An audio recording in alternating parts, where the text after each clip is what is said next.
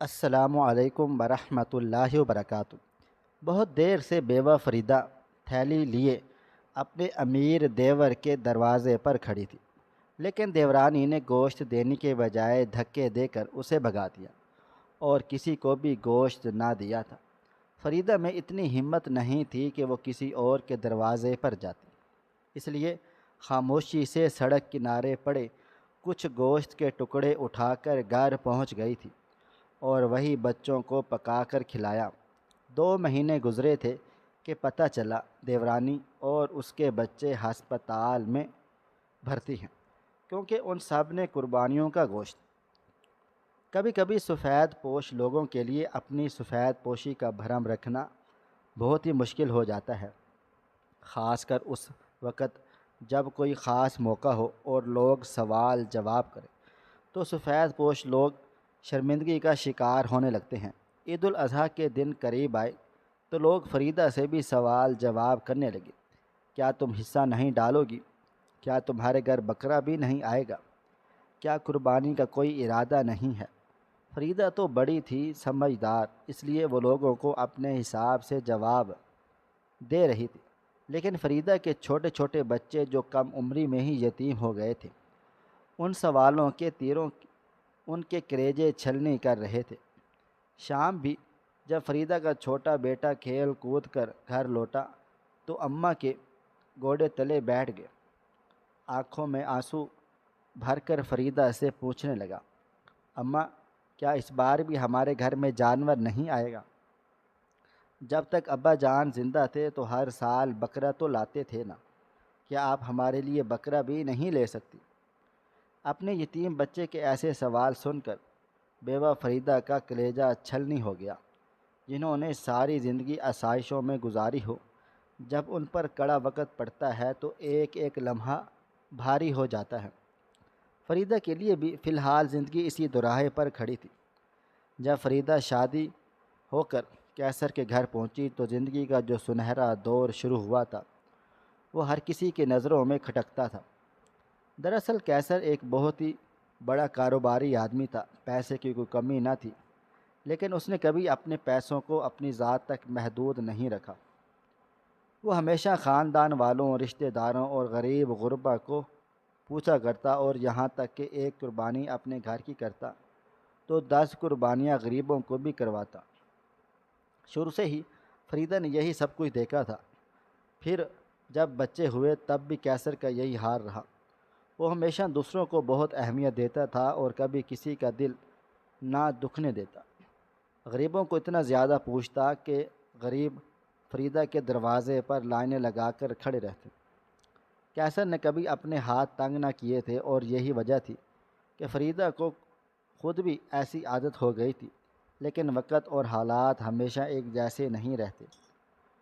جو انسان خدا کو بہت زیادہ محبوب ہو، خدا اس پر بھی آزمائشیں ڈالتا ہے تاکہ اس کے درجات بلند ہو سکے۔ کچھ ایسی ہی آزمائشیں کیسر پر بھی پڑی۔ پہلے اس کا کاروبار نزلی کا شکار ہوا، اور پھر ایک رات اچانک ہی وہ دل کے دورے کا شکار ہو گیا اور اس دنیا سے چلا گیا۔ یہ سب فریدہ کو توڑ دینے کے لیے کافی تھا۔ بھری جوانی میں وہ بیوہ ہو گئی تھی، 2 بیٹے تھے، دونوں ہی چھوٹے چھوٹے تھے۔ وہ پہلے ہی زندگی کی جنگ لڑ رہی تھی، لیکن مزید لوگوں نے فریدہ کا جینا حرام کر دیا تھا۔ ہر کوئی یہی کہتا تھا کہ یقیناً فریدہ یا کیسر نے کچھ تو ایسا کیا ہے جو وہ اللہ کے غضب کا شکار ہو گئے ہیں۔ اللہ تعالیٰ کی طرف سے آئی آزمائشوں کو لوگوں نے اللہ کے غضب کا نام دے کر فریدہ کا سر شرم سے جھکا دیا تھا، اور وہ بیچاری لاکھ صفائیاں دیتی کہ اس کے شوہر نے کبھی کسی کا برا نہیں کیا، لیکن جلنے والے اور حسد کرنے والے کہاں پر چین لینے دیتے ہیں۔ دھیرے دھیرے حالات خراب ہوتے چلے گئے۔ کیسر کے کاروبار پر چھوٹے بہن بھائیوں نے پوری طرح سے قبضہ کر لیا، اور کیسر کے بیوی بچے سڑکوں پر رل گئے تھے۔ وہ چھوٹا بھائی جو کیسر کی جان ہوا کرتا تھا، کیسر کے مرتے ہی اس کے کاروبار پر قبضہ کر کے بیٹھا تھا، اور کیسر کے بچوں کو ہی گھر سے بے گھر کر دیا تھا۔ لیکن فریدہ نے اس پر بھی صبر کر لیا تھا، اور اس نے ایک چھوٹا سا کرائے کا گھر لیا اور بڑی مشکل سے زندگی کی گاڑی گھسیٹنے لگی۔ لیکن اب جب عید سر پر آئی تو وہی لوگ جو فریدہ کی خوشحالی سے جلتے تھے اس کی راہ میں کانٹے بچھانے لگے تھے۔ زیادہ تر تو قریبی رشتہ دار اور خاندان والے ہی تھے جو کیسر اور فریدہ کے حالات سے جلا کرتے تھے۔ وہ پہلے اس سے سوال کر کر کے اسے پریشان کرتے، جب دیکھا کہ فریدہ کا حوصلہ نہیں ٹوٹتا تو اس کے بچوں کو نشانہ بنانے لگے۔ اب چھوٹے ابراہیم کے دل میں یہ بات گھر کر گئی تھی کہ ہمارے گھر اس بار جانور نہیں آ رہا۔ اسی بات کو لے کر اب چھوٹا ابراہیم آنسو بہا رہا تھا اور فریدہ اسے قربانی کا مفہوم بھی سمجھایا اور گھر کے حالات بھی بتائے۔ چھوٹا ابراہیم سمجھدار ہو گیا، ماں کی بات سمجھ کر سونے کے لیے چلا گیا۔ لیکن فریدہ آنسو بہانے لگی، رب کے آگے جائے نماز بچھا کر بیٹھ گئی تھی اور اس سے آسانی کی دعا مانگنے لگی۔ دراصل 2 دن سے گھر میں کھانے پینے کو کچھ بھی نہیں تھا۔ فریدہ بہت مشکل سے ہی پانی کے ساتھ بچوں کو روٹی کھلا سکتی تھی۔ اس کی تنخواہ کا جو بھی پیسہ ملتا وہ کرائے اور بلوں میں اڑ جاتا، اور پھر ہر مہینے کے آخر میں راشن نہ ہونے کی وجہ سے وہ اس طرح سے گزارا کرتے۔ البتہ اس بار فریدہ کو امید تھی کہ بقرہ عید پر اسے گوشت ملے گا تو بچوں کو کچھ مناسب دن خوراک مل جائے گی، لیکن اسے کیا معلوم تھا کہ زمانہ کس قدر بے رحم ہو چکا ہے اور قربانی کا مقصد بھی صرف نمود و نمائش ہے۔ کس نے 8 لاکھ کا بیل خریدا اور کس نے 2 لاکھ کا۔ آج کل تو یہی باتیں عام ہیں۔ قربانی کا اصل مفہوم تو قربانی کی روح کو سب بھلا چکے ہیں، یہاں تک کہ کسی کو یہ بات بھی یاد نہیں رہی کہ قربانی کا ایک حصہ اللہ تعالیٰ نے غریبوں کے لیے مختص کیا ہے۔ وہ ساری رات فریدہ روتے ہوئے گزار دیتی اور پھر اگلی صبح وہیں سے آزمائش شروع ہوتی۔ پھر اس کے بچے بڑی حسرت بھری نگاہوں سے گلی میں کھڑے جانوروں کو دیکھ رہے تھے اور اپنے مرحوم باپ کو یاد کر رہے تھے۔ کیسر کا ایک دوست جو اچھے وقتوں میں ہر وقت کیسر کے آگے پیچھے پھرتا تھا، وہ ان کی گلی سے گزرا تو دروازے پر ٹھہر گیا۔ فریدہ سے سلام دعا کر کے کہنے لگا، اگر کیسر حلال کی کمائی کماتا تو یہ سب کچھ نہ ہوتا۔ یقیناً اس نے کوئی کالا دھندا کیا ہوگا جب بھی یہ معاملہ پیش آ گیا ہے۔ یہ سننا تھا کہ فریدہ کا دل چھلنی ہو گیا۔ مرحوم شوہر کے حوالے سے ایسا تبصرہ، اور وہ بھی اس کے دوست کے منہ سے، فریدہ کو یقین نہیں آیا تھا۔ پھر وہ بڑا اچھا بنتے ہوئے کیسر کے حق میں دعا مانگتے چلا گیا، اور فریدہ سوچنے لگ گئی کہ یہ دنیا کتنی ظالم ہے۔ جب تک اس کے شوہر کے پاس روپیہ پیسہ تھا تو یہی شخص ان کے پاس اس شوہر کی چمچہ گیری کیا کرتا، اور آج جب اس کا شوہر دنیا سے چلا گیا ہے تو اس کے پاسے کو کالے دھن کا پیسہ قرار دے رہا ہے۔ جبکہ فریدہ کا شوہر کیسر تو بڑا ہی محنتی تھا اور فریدہ کی آنکھوں میں آنسو آ گئے تھے۔ وہ بس اپنے بچوں کو دیکھتی ہوئی واپس گھر کے اندر آ گئی تھی۔ جیسے جیسے عید قریب آ رہی تھی اس کے بچوں کا جوش و خروش بڑھتا چلا جا رہا تھا۔ دوسروں کو جانور دیکھ دیکھ کر وہ بھی فرمائشیں کر رہے تھے، جبکہ فریدہ کے پاس ان کے کپڑوں کے لیے بھی پیسے موجود نہ تھے۔ وہ چھوٹے بچوں کو ڈانٹ بھی نہیں سکتی تھی اپنی عمر کے حساب سے، تو وہ پھر بھی کافی سمجھدار ہو ہی چکے تھے۔ باپ کے انتقال نے وقت سے پہلے انہیں بڑا کر دیا تھا، لیکن بچپن کہیں نہ کہیں زندہ تھا۔ ایسے ہی عید کا دن چلا آیا۔ فریدہ صبح سے دوپہر تک انتظار کرتی رہی کہ شاید کوئی رشتہ دار ان کے گھر گوشت بھجوا دے، لیکن کسی کو بھی خیال نہیں آیا۔ ہر کوئی اپنی ذات میں گمسم سا تھا۔ بہت مجبوری کی حالت میں جب عید کے دن بھی فریدہ نے بچوں کو بھوکا دیکھا تو تھیلی اٹھا کر اپنے دیور کے گھر پہنچ گئی اور خاموشی سے سر جھکائے اپنی دیورانی کے سامنے بیٹھ گئی، جبکہ اس کے دیورانی کا بہت ہی برا منہ بنا ہوا تھا۔ وہ فریدہ کو دیکھ کر کچھ خاص خوش نہیں ہوئی تھی، بلکہ جاننا چاہتی تھی کہ فریدہ کا یہاں کیا کام ہے۔ بڑی مشکل نے فریدہ نے اپنے حالات بیان کیے اور قربانی کے گوشت کا تقاضا کیا، تو فریدہ نے خود ابھی باہر دیکھا کہ 2 اونٹ اور ایک بڑی گائے کو ذبح کیا گیا تھا۔ 2 چھوٹے بکرے بھی ساتھ تھے، اس لیے اسے امید تھی کہ اس کی دیورانی اسے کافی سارا گوشت دے گی، جس سے اس کے بچے کافی دن سیر ہو کر کھا لیں گے۔ لیکن جب فریدہ کی دیورانی نے کہا کہ ابھی گوشت تیار نہیں ہے اور گوشت تیار ہوگا تو سب دعوتوں کے لیے ہوگا۔ تو یہ سن کر فریدہ کے ہوش اڑ گئے۔ وہ حیرت سے اپنی دیورانی کو دیکھنے لگی، کیونکہ اسے تو اس کے شوہر نے یہی بتایا تھا کہ قربانی میں غریبوں اور مسکینوں کا بھی حصہ ہوتا ہے۔ وہ کہنے لگے غریبوں والے حصوں میں سے ہی مجھے دے ڈالیں، بچے بہت بھوکے ہیں۔ یہ سن کر فریدہ کی دیورانی غصے میں کھڑی ہو گئی اور کہنے لگی، بہت اچھی طرح جانتی ہوں کہ تم کتنی خراب عورت ہو۔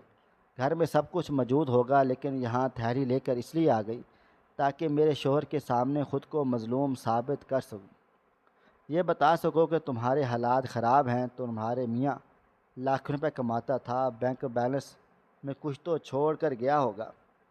فریدہ کا دل چاہ رہا تھا کہ وہ دیورانی کا گریبان پکڑے اور اس سے کہے کہ جو کچھ میرا شوہر چھوڑ کر گیا تھا اس پر تمہارے شوہر نے قبضہ کر لیا ہے، لیکن فریدہ ایسی عورت نہیں تھی، اور نہ ہی اسے لڑائی جھگڑا پسند تھا، اور نہ ہی وہ کسی سے لڑ جھگڑ سکتی تھی، اس لیے وہ بس گوشت کا تقاضا کر رہی تھی۔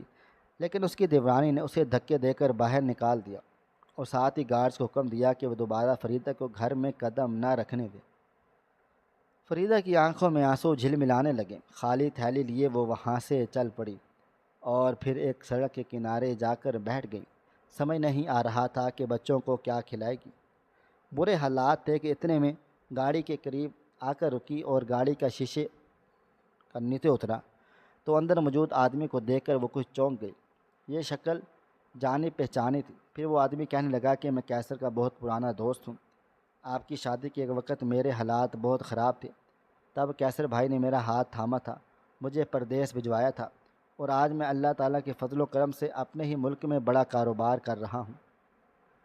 یہ کہہ کر وہ فریدہ سے اس کے حالات پوچھنے لگا۔ فریدہ کا دل پہلے ہی بھرا ہوا تھا، وہ پھوٹ پھوٹ کر رونے لگی، اور جب اس آدمی کو فریدہ کے حالات کا پتہ چلا تو بہت زیادہ غمگین ہوا اور ساتھ ہی افسوس کرنے لگا کہ اسے اب تک ان لوگوں کے بارے میں معلوم کیوں نہ چلا۔ دراصل وہ پردیس میں تھا، جب واپس آیا تو اپنے کاروبار میں لگ گیا اور اسے کیسر کے بارے میں کچھ علم ہی نہ ہو سکا۔ وہ کہنے لگا کہ میں آپ لوگوں کو تلاش کرتے ہوئے آپ کے گھر گیا تھا، لیکن کسی نے مجھے کچھ بھی نہ بتایا، یہاں تک کہ کیسر بھائی کا موت کا بھی مجھے نہیں پتہ۔ اور پھر وہ کہنے لگے کہ میرے ساتھ میرے گھر چلے، صبح ہی میرے گھر قربانی ہوئی ہے، میں آپ کو گوشت دوں گا۔ اور فریدہ اس کے ساتھ چل پڑی۔ قریب ہی اس کا بنگلہ تھا۔ اس نے تھیلی بھر کر فریدہ کو گوشت دیا اور اپنا والٹ کھول کر 1000 کے کئی نوٹس فریدہ کے ہاتھ میں پکڑا دیے۔ فریدہ نے شرمندگی سے سر جھکا دیا۔ وہ آدمی جو کیسر کا دوست تھا کہنے لگا، شرمندہ ہونے والی کوئی بات نہیں بھابھی، آج میرے پاس جو کچھ بھی ہے سب کچھ آپ کے شوہر کے دیا ہوا ہے۔ آپ کے شوہر نے اس وقت میرے سر پر ہاتھ رکھا جب میں یتیم ہو گیا تھا، میرے پاس کمانے کا کوئی ذریعہ نہ تھا، بہنوں کا ساتھ تھا، اماں بوڑھی بیمار تھی۔ اس وقت کیسر بھائی نے نہ صرف مجھے پیسے دیے بلکہ میری مدد کی، بلکہ پردیس بھجوانے میں بھی سارا انہی کا ہاتھ تھا۔ اور آج میں اس قابل ہوں کہ اپنا گھر ہے، میں بہنوں کی شادی کر چکا ہوں، ایک کاروبار میں نے شروع کیا ہے اور وہ بھی اللہ کے فضل و کرم سے ترقی پاتا جا رہا ہے۔ یوں سمجھ لے جو پیسے میں نے آپ کو دیے ہیں وہ کیسر بھائی کے ہیں۔ یہ سن کر فریدہ شکریہ ادا کرتے ہوئے وہ نوٹ لیے، کیونکہ یہ پیسے اس وقت اس کے بچوں کے لیے ضروری تھے۔ پھر اس شخص نے فریدہ کا پتہ لیا اور فریدہ واپس اپنے گھر آ گئی۔ بچے بڑے خوش تھے اور سمجھ رہے تھے کہ چاچا کے گھر سے گوشت ملا ہے۔ فریدہ نے بچوں کو نہ بتایا کہ چاچا سے گھر سے صرف دھتکار ملی ہے۔ وہ بچوں کا دل خراب نہیں کرنا چاہتی تھی، اس لیے خاموشی سے اس نے وہ گوشت پکایا، اور اس دن بہت عرصے کے بعد اس نے اور بچوں نے سیر ہو کر کھانا کھایا۔ اس کے بعد دل سے احمد کے لیے دعا نکلی جو کیسر کا دوست تھا۔ ایک ہی دن گزرا تھا کہ اگلے دن کیسر کا دوست احمد اپنی اماں کو لے کر ان کے گھر آ گیا۔ پھلوں کی ٹوکری سے لے کر کپڑوں تک وہ بہت ساری چیزیں ساتھ لایا تھا، سب کچھ بچوں کے لیے تھا۔ یہ سب کچھ دیکھ کر تو فریدہ حیران رہ گئی۔ احمد کی والدہ نے فریدہ کے سر پر ہاتھ رکھا تھا اور خوب دعائیں دی تھیں، اور بتایا تھا کہ کیسر برے وقتوں میں ان کا کس طرح ساتھی بنا تھا۔ اپنے شوہر کی اتنی اچھائیاں اور تعریفیں سن کر فریدہ کی آنکھوں میں آنسو آ گئے تھے۔ اسے خود بھی معلوم تھا کہ اس کا شوہر کیسا ہے، لیکن جب دوسرے لوگ اس بات کا اعتراف کرتے ہیں تو اس کا سینہ فخر سے چوڑا ہو جاتا، اور اب بھی وہ بہت خوشی خوشی اپنے مرحوم شوہر کی تعریفیں سن رہی تھی۔ پھر احمد کی والدہ نے ایسی بات کہی کہ وہ ایک دم ہکا بکا رہ گئی اور کہنے لگی کہ میرا بچہ یتیم تھا جب تمہارے شوہر نے اسے سہارا دیا تھا، اب تمہارے بچے یتیم ہیں تو میں انہیں سہارا دینا چاہتی ہوں۔ پہلے تو فریدہ اس بات کا مفہوم نہیں سمجھ پائی، لیکن پھر احمد کی والدہ نے مجھے تمہاری شادی اپنے بیٹے سے کروانا چاہتی ہوں تاکہ مستقل طور پر تمہیں ایک تحفظ مل سکے۔ ویسے بھی بیوہ عورت سے شادی کرنا سنت ہے، یتیم بچوں کی کفالت کرنا ایک نیک عمل ہے، اور میرا بیٹا یہ نیکی کا کام کرے گا تو مجھے خوشی ہوگی۔ فریدہ نے ہکا بکا ہو کر ایک دم ہی احمد کی طرف دیکھا تھا اور احمد کی نظریں ملتے ہی وہ شرمندہ سی ہو گئی تھی۔ نہ جانے احمد کی والدہ نے کیا سوچ کر یہ بات کہہ دی تھی۔ احمد اس سے عمر میں کچھ چھوٹا تھا اور پھر 2 بچوں کی ماں تھی، اس لیے وہ فوراً ہی گھبرا کر انکار کرنے لگے۔ تو احمد کی والدہ نے اسے سمجھایا کہ یہ پہاڑ جیسی زندگی بچوں کے ساتھ تنہا کیسے کاٹو گی؟ تمہارے شوہر کی نیکیاں تمہارے سامنے آ رہی ہیں تو پھر انکار کیوں کرتی ہو؟ ہمارے پاس جو کچھ بھی ہے اللہ کے بعد وہ کیسر کا ہی دیا ہوا ہے۔ احمد کی والدہ اسے سوچنے کا وقت دے کر چلی گئی۔ وہ اللہ کی عنایت پر حیران رہ گئی۔ کس نے سوچا تھا کہ اس چھوٹے سے گھر میں 2 یتیم بچوں کی ماں کے لیے اتنے امیر انسان کا رشتہ آ سکتا ہے؟ لیکن سچ ہے کہ یہ دنیا مکافات عمل ہے۔ کیسر اور اس نے ہمیشہ دوسروں کے ساتھ اچھائی کی تھی اور ایک طویل آزمائشوں کے بعد آج اس کی نیکیاں اس کے سامنے کھڑی تھی۔ بہت سوچنے سمجھنے کے بعد اپنے بچوں کے بہتر مستقبل کے لیے اس نے یہ فیصلہ کیا اور خاموشی سے احمد کے ساتھ نکاح جیسے پاکیزہ رشتے میں بندھ گئی تھی۔ احمد کی والدہ اسے اس کے بچوں کو خود سے رخصت کروا کر اپنے گھر لے آئی تھی۔ احمد کی بہنوں نے اسے سینے سے لگایا تھا۔ وہ سبھی کیسر سے واقف تھے۔ ان سبھی نے اس کیسر کے حوالے سے بہت باتیں کی تھیں اور یہ احساس نہیں ہونے دیا تھا کہ کیسر کا ذکر اس کے لیے شجرہ ممنوع ہے، بلکہ اس گھر میں تو ہر کوئی اٹھتے بیٹھتے خود ہی کیسر کی اچھائیاں بیان کرتا تھا۔ کبھی کبھی وہ احمد کے سامنے کیسر کا نام لیتے ہوئے ہچکچاتی، لیکن احمد نے خود اس بات کی اجازت دی تھی کہ وہ کیسر کے حوالے سے کوئی بھی بات اس سے آسانی سے کر سکتی ہے۔ یہ سن کر فریدہ بہت زیادہ خوش ہوئی تھی، اور پھر دھیرے دھیرے اس کے بچے بھی اس گھر میں رچ بس گئے تھے۔ اتنے بڑے گھر کی وہ دوبارہ سے مالکن بن گئی تھی، اور کوئی اسے حال میں دیکھتا تو یقین ہی نہ کر پاتا کہ یہ وہی عورت تھی جو تھیلی لیے گوشت مانگنے لوگوں کے دروازے پر کھڑی تھی۔ آج دوبارہ سے اللہ تعالیٰ نے اتنا نواز دیا تھا کہ اس نے پھر دوسروں کے لیے اپنے گھر کے دروازے کھولنے شروع کر دیے۔ وہ تو بس ہیلا وسیلہ تھی، دینے والی ذات تو اللہ پاک کی تھی، اور یہی اس کا یقین تھا، اور اسی یقین کے بھروسے وہ پھر لوگوں میں بانٹنے لگی۔ کہتے ہیں جو خیر پھیلاتا ہے اسے خیر ہی ملتی ہے، اور جو شر پھیلاتا ہے اس کے حصے میں شر ہی آتا ہے۔ اور کچھ ہی دنوں کے بعد یہ بات سچ ثابت ہو گئی۔ فریدہ کا دوسرا شوہر احمد اسے لے کر عمرے پر گیا اور بچے بھی ہمراہ تھے۔ جب وہ واپس لوٹے تو ان کی زندگی پوری طرح سے بدل چکی تھی۔ وہ سبھی بہت خوش تھے۔ انہیں آ کر کچھ ہی دن ہوئے تھے کہ ایک روز احمد کہنے لگا کہ ایک فلاحی ہسپتال میں نیا وارڈ بن رہا ہے، میں وہاں پہ ڈونیشن دینا چاہتا ہوں۔ وہ فریدہ کو اپنے ساتھ وہاں لے کر جانا چاہتا تھا تاکہ کیسر کے نام کی بھی ڈونیشن ہو سکے۔ فریدہ یہ سن کر بڑی خوش ہو گئی تھی۔ وہ تیار ہو کر احمد کے ہمراہ ہسپتال پہنچ گئی۔ انہیں ایک چیک ڈونیٹ کرنا تھا کیونکہ اس حصے کی افتتاحی تقریب بھی تھی۔ ان دونوں نے تقریب میں شرکت کی اور پھر چیک دے کر ہسپتال کا چکر لگانے لگے، کیونکہ اس ہسپتال میں زیادہ تر غریب لوگ ہی علاج کے لیے آتے تھے، اور احمد ڈھکے چھپے طریقے سے ان لوگوں کی مدد کرتا تھا۔ وہ دونوں میاں بیوی ابھی چکر کاٹ رہے تھے کہ ایک جگہ فریدہ کے قدم زنجیر ہو گئے، کیونکہ سامنے اسے اپنی دیورانی نظر آ گئی تھی۔ وہ حیرت سے اپنی دیورانی کو دیکھ رہی تھی۔ فرش پر سر پکڑے بیٹھی اس کی دیورانی آنسو بہا رہی تھی۔ فریدہ سے رہا نہ گیا تو پاس چلی گئی، پوچھنے لگی کیا بات ہے میمونہ، یہاں کیوں بیٹھی ہو، کیوں رو رہی ہو؟ میمونہ نے فریدہ کو دیکھا تو ہاتھ جوڑ دیے اور پھر روتے ہوئے کہنے لگی مجھے معاف کر دو، مجھ سے بڑی غلطی ہو گئی۔ میں نے تم جیسی بیوہ عورت کا دل دکھایا، میرے شوہر نے تمہارے یتیم بچوں کا حق مارا اور اسی کی سزا آج ہم لوگ بھگت رہے ہیں۔ فریدہ یہ سن کر بڑی حیران ہوئی، کہنے لگی کیا بات ہے، ایسے کیوں کہہ رہی ہو؟ میں نے تو کبھی تمہارے حق میں برا نہیں چاہا۔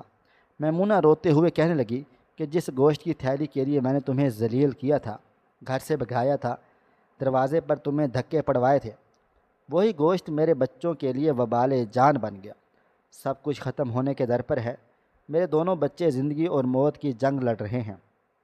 میں نے کئی دنوں تک گوشت کو فریزر میں رکھنے کے بعد جب ان کو پکا کر بچوں کو کھلایا تو نہ جانے انہیں کون سا وائرس لگ گیا، کیونکہ 2 مہینے سے زیادہ گوشت میں فریزر میں رکھ چکی تھی، اس لیے اس میں کوئی وائرس آ گیا تھا، اور آج میرے دونوں بچے زندگی اور موت کی جنگ لڑ رہے ہیں۔ ڈاکٹروں کا کہنا ہے کہ میرے بچوں کا بچنا ممکن نہیں، کیونکہ کوئی خطرناک وائرس ان کے خون میں شامل ہو گیا ہے۔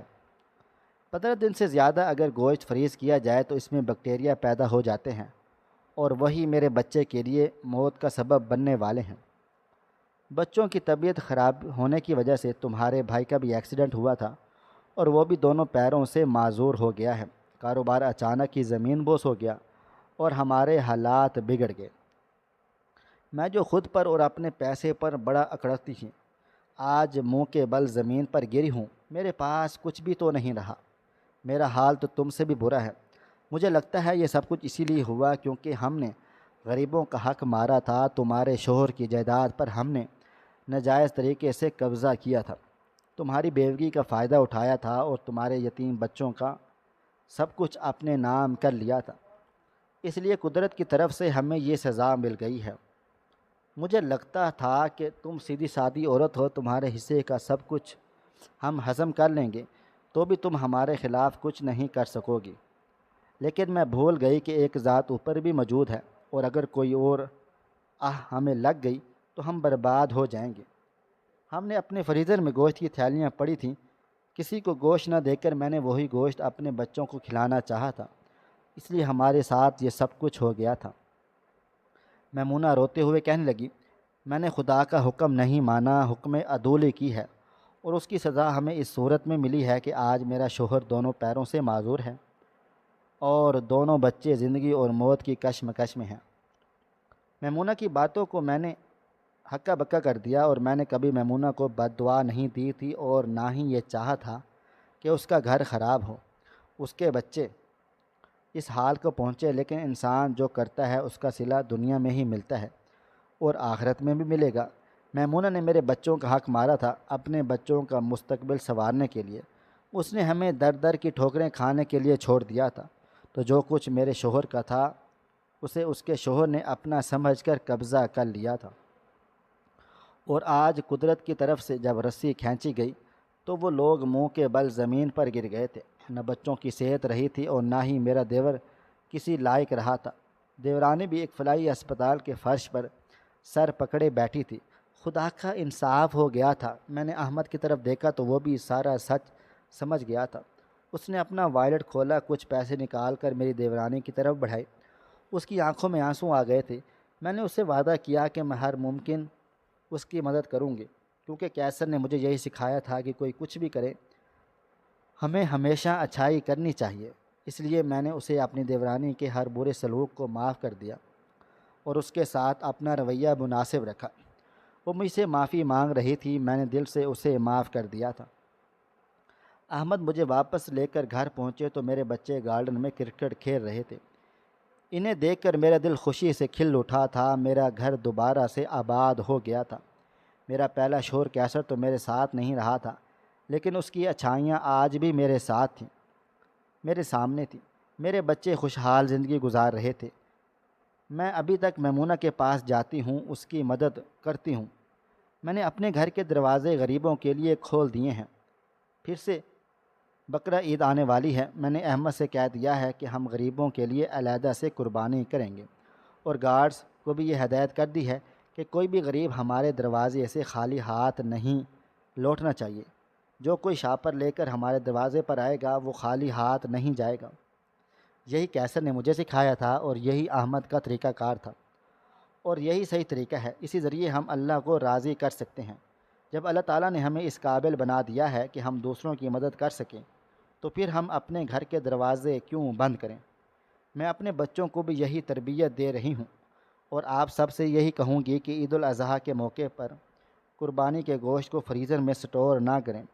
بلکہ جس طرح سے اسے بانٹنے کا حکم ہے اسی طرح سے بانٹیں۔ اللہ کے حکم پر چلیں تاکہ آپ کی زندگی آسان ہو۔ خوشیاں بانٹیں گے تو خوشیاں ہی لوٹ کر آپ کے دروازے کا رخ اختیار کریں گی۔